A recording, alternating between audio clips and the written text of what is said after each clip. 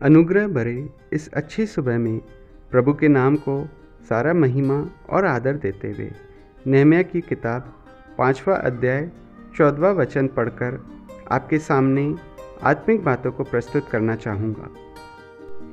फिर जब से मैं यहूदा देश में उनका अधिपति ठहराया गया, अर्थात राजा अर्थशस्त्र के 20वें वर्ष से लेकर उसके 32वें वर्ष तक 12 वर्ष मैं और मेरे भाइयों ने अधिपति के हक का भोजन नहीं किया।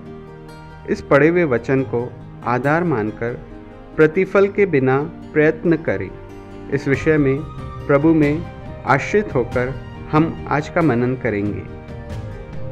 प्रतिफल के बिना प्रयत्न करने वाले लोग बहुत कम हैं।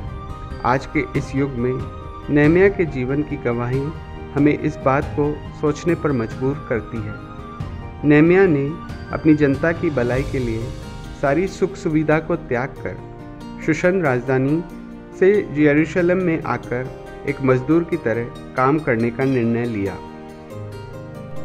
याद रखना प्रियो, यह व्यक्ति कोई साधारण व्यक्ति नहीं था।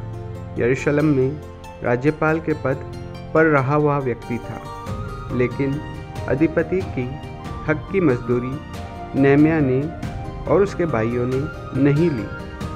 वचन में अपनी गवाही में बताया है। याद रखना, यह व्यक्ति 1 या 2 महीने के लाभ को नहीं त्याग रहा, बल्कि 12 वर्ष तक के लाभ को जो उसके हक में था वह त्याग रहा है।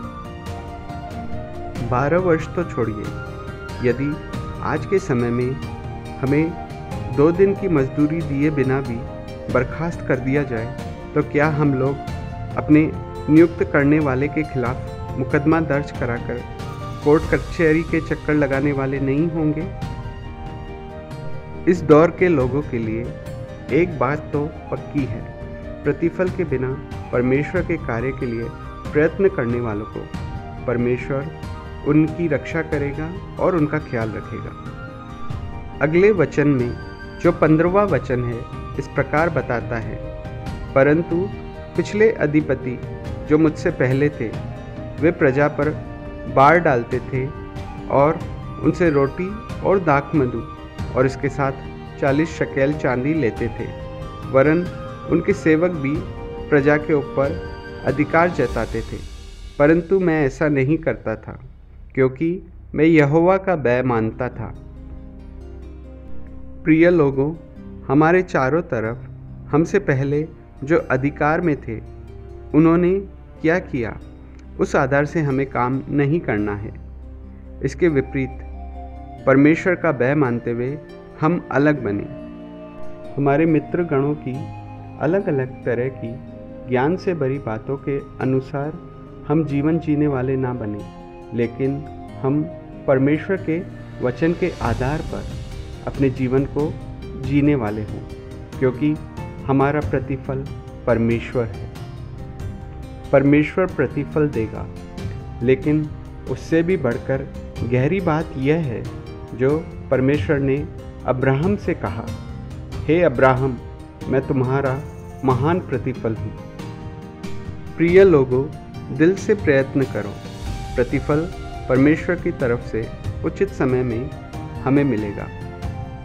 इन बातों को समझते हुए एक परमेश्वर के भक्त ने इस प्रकार परमेश्वर के गीत को गाया। प्रतिफल प्रदान करने के लिए यीशु राजा आने के लिए और अब काफ़ी समय नहीं है हमारी सेवकाई पूर्ण करने के लिए। इसलिए प्रतिफल की इच्छा किए बिना निरंतर प्रयत्न करने वाले बने। यह परमेश्वर को प्रसन्न करने वाली बात है। आइए हम अपनी आंखों को बंद करें और दिल से प्रार्थना करें। परम पवित्र पिता, इस अनुग्रह भरी सुबह में आपके दिए हुए प्रेरणादायक वचनों के लिए आपका पूरे दिल से धन्यवाद देते हैं।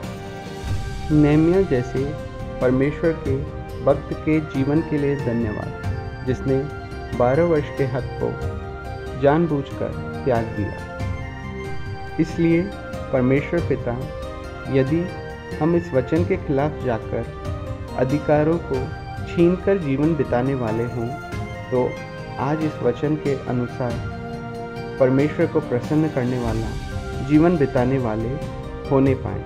यीशु मसीह के नाम से मांगते हैं, आमीन। Have a blessed day.